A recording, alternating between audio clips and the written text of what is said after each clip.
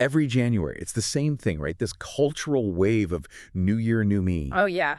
And it's this idea built on, a flash of motivation that, well, it usually burns out by week 3. Mm-hmm. But then you look at a real athlete or any high performer, they're not running on hype. They're running on, like, cold, hard strategy. Exactly. And that's what we found in this source material from Sundried. It's not just a list of workouts. It's really, it's an engineering project for your habit. An engineering project. I like that. Yeah, the goal isn't to go out and crush your personal bests in the first week. That's just not sustainable. The whole objective is to build an unbreakable rhythm. The protocol treats your body like a high-value asset, which I love. It's all about consistency, not that initial crazy intensity. So for you listening, if you're someone who values systems over, just fleeting inspiration, that's what we're going to do. We're going to pull apart that blueprint today. We want the framework for sustainable performance that turns that temporary motivation into something permanent. Let's do it. Okay, so let's get right into that core difference. Well, if we look at the behavioral science here, Sundried points out that the whole resolution thing, it actually works for a moment. Right. It uses something called the fresh start effect. These temporal landmarks, like a new year, let us mentally wall off our past failures from our future self. I see. So you get to say, that was the old me. This is the new me. Precisely. And that creates this genuine but very temporary surge of focus. But that's the key word, isn't it? Yeah. Temporary. Mm. So if motivation is this resource that just runs out, what's the system change that a high performer makes? How do they swap that out for something that's automated? They build a system that basically makes inspiration irrelevant. Habit becomes the automated resource. And the plan really has 2 core elements to it. Oh. First, they just mandate consistency over intensity. The whole thing is built on the statistical fact that if you can keep a daily movement cadence for 31 straight days, you hit a kind of behavioral tipping point. A tipping point. Yeah, that investment makes you statistically way more likely to keep that lifestyle going for the next 12 months. It's like compound interest, but for your habits. Yeah. So if you miss a big chunk, you're not just losing that time, you're losing the momentum. You've got it. But, and this is the second core element, it's also about adaptability. Sundried knows that life happens. Right. A meeting runs late, a kid gets sick. Exactly. So if you miss a session, the rule isn't to panic or try to do 2 workouts the next day. The rule is simple. You just recalibrate. You join back in on whatever the current day's schedule is. So no guilt, no trying to catch up. That refusal to carry guilt is maybe the single biggest defense against the whole thing collapsing. That makes so much sense. Okay, Yeah. and here's where it gets really tactical, because the protocol actually uses the calendar itself. It points to this, this chronological advantage. January 2026 starts on a Thursday. Which sounds like such a minor detail, right? It does, Yeah. but they build on it. They build the whole start around it. It creates this 4-day soft launch, Thursday, Friday, Saturday, Sunday, before your first full proper work week kicks in. A soft launch. That is pure behavioral engineering. It is. Psychologically, it lets your body get used to the new demands, the soreness, the schedule changes, without also dealing with Monday morning emails and deadlines. It's stress inoculation. So by the time Monday actually rolls around, the new habit isn't this foreign thing you're trying to cram in. Yeah. It's already part of the flow. Precisely. And that massively lowers the chance you'll bail early. It helps you get right past what some people call Quitter's Day. Quitter's Day. Yeah, it's usually the 3rd Friday of the month. It's when the novelty is gone and the real fatigue is setting in.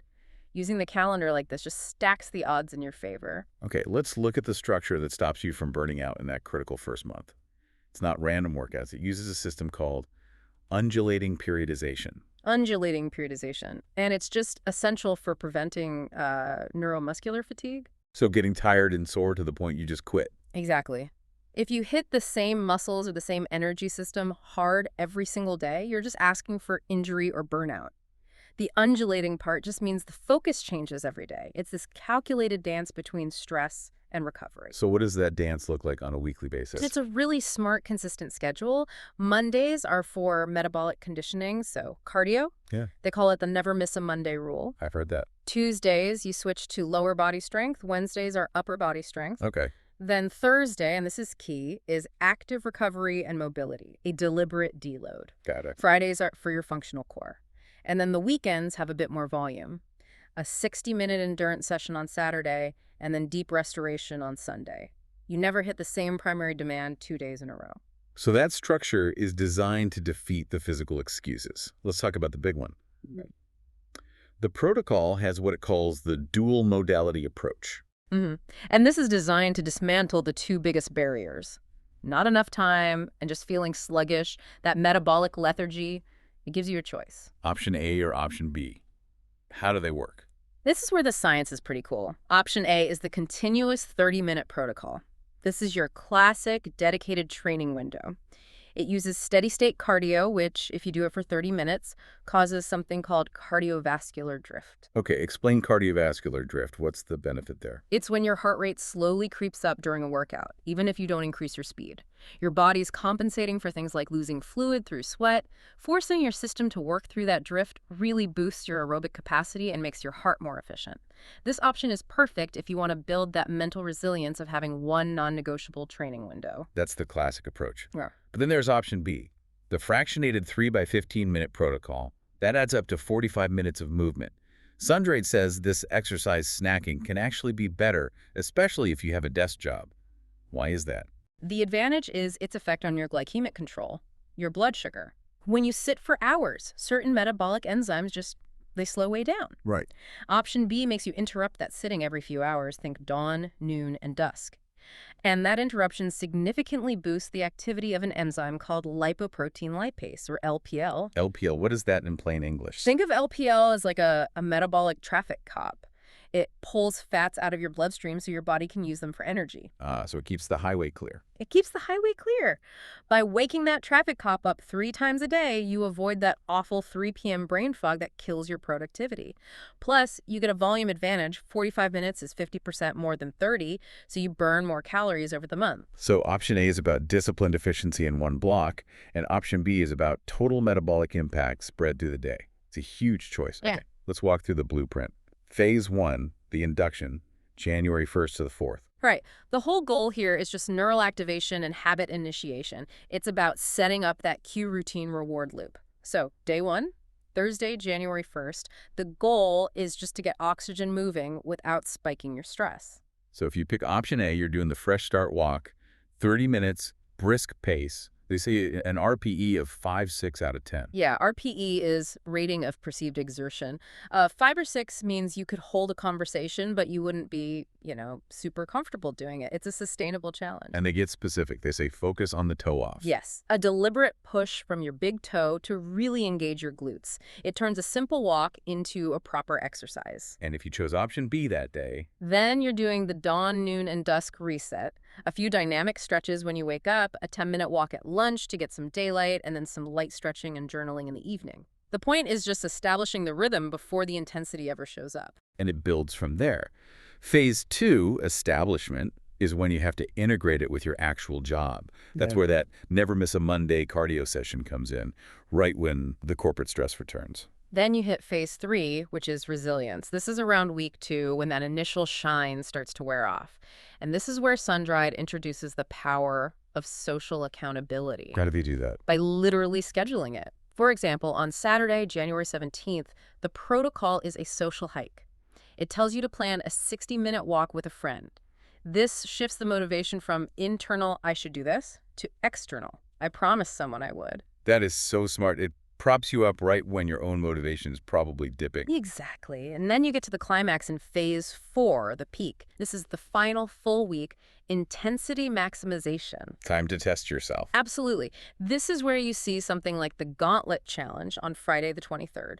It's an increasing ladder of burpees, squats, and push-ups for a full 30 minutes. You couldn't even attempt that without the foundation of the first 3 weeks. I think the real strength of this, though, is the contingencies.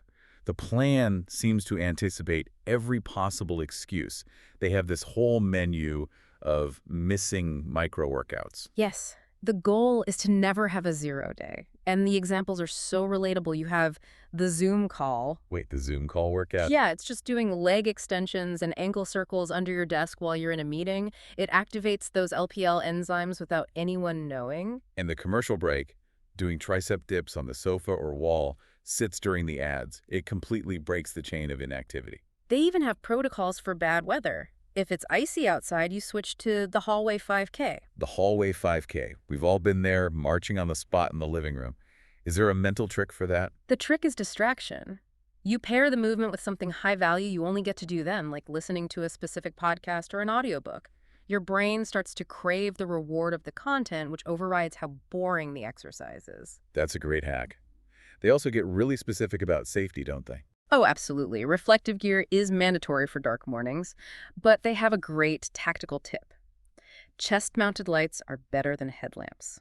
Why is that? A headlamp shines down and can flatten the texture of the ground, making it hard to see ice or uneven spots. A light from your chest casts shadows forward, so it highlights the ground texture much better. And of course, digital safety sharing your live location is non-negotiable. That level of detail is incredible. So finally, you get to phase 5, the graduation, the last week of January. And the whole point here is making that transition to a lifetime habit. It ends with the Victory Lab on Saturday the 31st. And what's that? It's a 60-minute scenic walk, but the focus isn't physical, it's reflective. You're supposed to assess how your sleep has improved, your mood, your energy, and then, most importantly, you plan your February schedule using the system you've just built. So the whole point of the protocol isn't really just about getting fit in January. It's a blueprint for behavioral reprogramming. That's it. When you finish, you don't just have better cardio, you have proof. You have the actual evidence of your own discipline. And that choice they give you at the start really sums it all up. Yeah. Option B, the little snacks of exercise, proves that not enough time is basically a myth. It is.